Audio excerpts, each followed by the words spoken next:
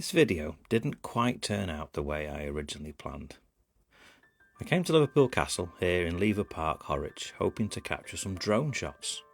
But with more people around than expected, I decided to keep things grounded and try something different instead.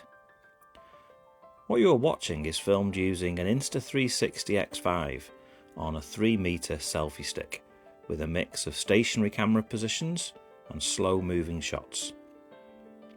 The footage has been reframed to explore the castle from angles you wouldn't normally see, while keeping everything subtle and natural. I've also experimented with AI assisted transitions, including a few moments where the camera appears to pass through windows to move in and out of the castle. So as the video plays, look out for those transitions, the changing perspectives and the way the movement flows between shots. It's less about dramatic moments and more about quietly exploring the space.